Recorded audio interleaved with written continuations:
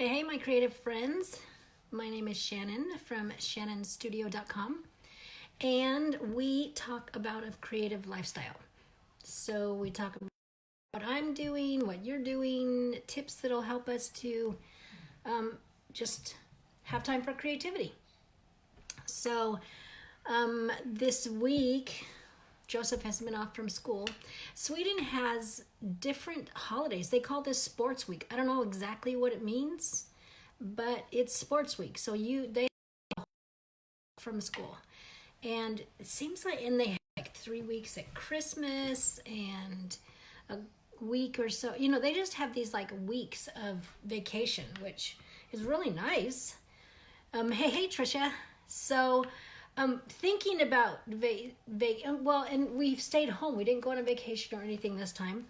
And I love going to the places we get to go to, but I also am very home, and to, especially when I have projects, but to be home and being home, have a vacation at home. Hey, Joan. I miss you, Joan. So I was thinking about that and thinking about the whole idea of staying home and not, trying to go on vacation. Not that vacations are bad, but I was thinking about how sometimes we look forward to escaping our life, to getting away from our real life. And that's a different thing than wanting to go on vacation to do some different things. Some people just want to escape their life. And so there's a few quotes that I had that about that. One of them is from Seth Godin, I think from his book. Does he have a book, Calling Dreams? I wrote down Calling Dreams, and so I didn't know he had a book that was called that. Little loves to you too. I see little hearts. Okay, Seth Godin says, instead of wondering where your next vacation is, maybe you should set up a life you don't need to escape from. Like, ouch. But yeah, Albert Einstein once wrote that art and science are two of the greatest forms of escape from reality that humans devised. And Twyla Thorpe, art is the only way to run away without leaving home. And then Wired to Create, he says, while most men went along with the crowd accepting life's miseries like a cow standing in the rain, Will said that eminent creators used their imagination not to escape reality, but to create it. And I liked that a lot, that if to be able to create lives we like. I'm just going to show you this.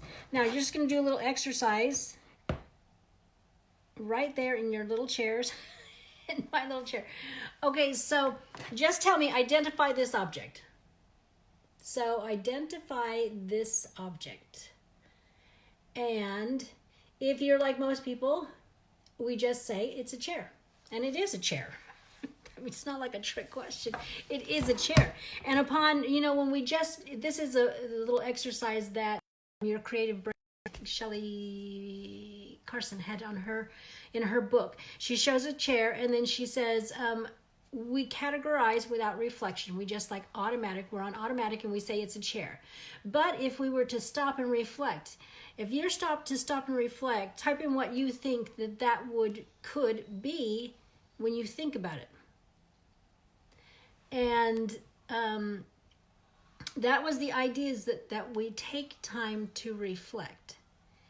And I'm going to read a quote from Your Creative Brain. It says, hypothetical thinking is not limited by the constraints of current reality. Now I want to read that again. Hypothetical thinking is not limited by the constraints of current reality. You can use hypothetical thinking to speculate on situations that are not probable in the real world, as well as those that might actually be possible. So the idea of actually having possibilities. So if you thought about that chair, you could think that if you're saying, what if I use this chair for something else? So what if I used it, like I cut off the legs of a chair once and used them to make tabletop tables, little mini tables that I use for food display, and to change the height of the food at one of my daughter's weddings. So I took the chair legs, and then I've seen in stores where they use chairs, they nail them on the walls, and then they use them for display. So they stack things on top of the chair seat, but then they also use the rungs across the bottom to hang things, hang clothes and product. Another thing is, turning a chair into a swing. I've seen that. You can use, which I use all the time, a chair as a stepping stool because I can't reach anything high, which Tricia doesn't know anything about. Tricia says a fort, a ladder for art. Yes, great. See, so when we start thinking at firewood, a barricade, Joseph makes barricades all the time with the chairs. So when we start to reflect on what the possibilities are, we can come up with a lot of things. We can actually, and that's just off, that's just even not even spending a lot of time reflecting, just a little time reflecting.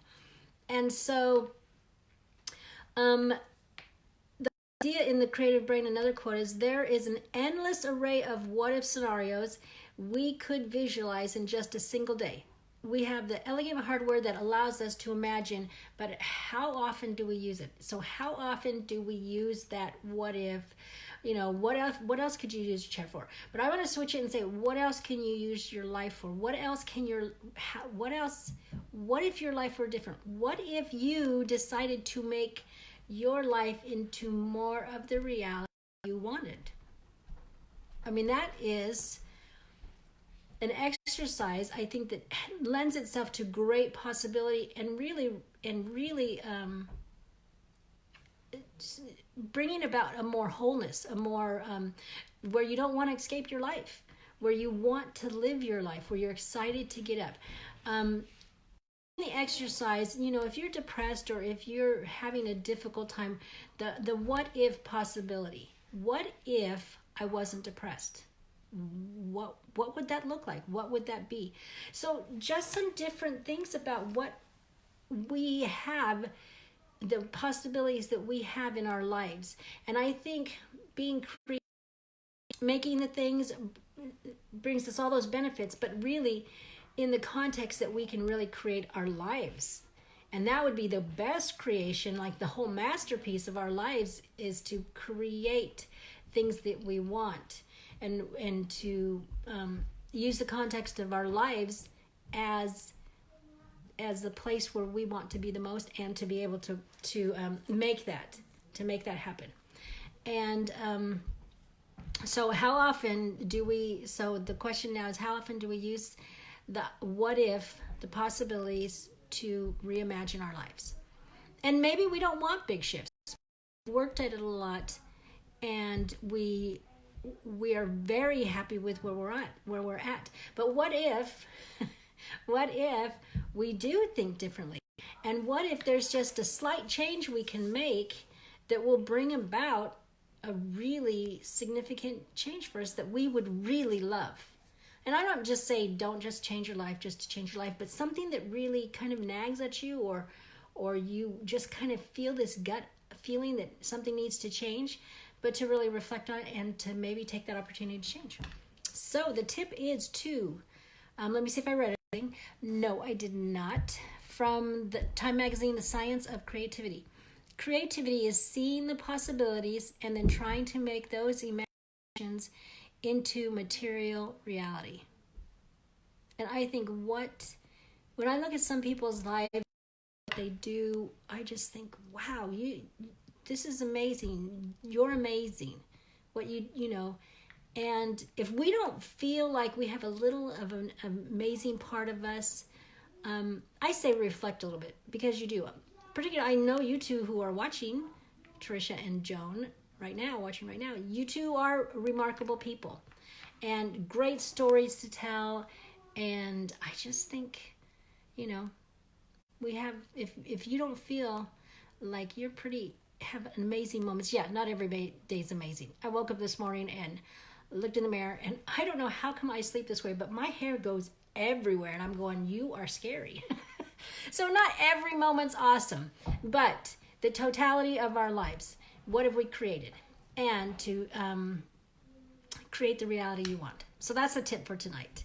Let's see, nothing else, unless you have a thought about it. And maybe some ways or small changes you've made that have made a big difference. That would be great to hear. So you have a creative heartbeat. Listen to it, listen for it, and I will be back tomorrow. Bye.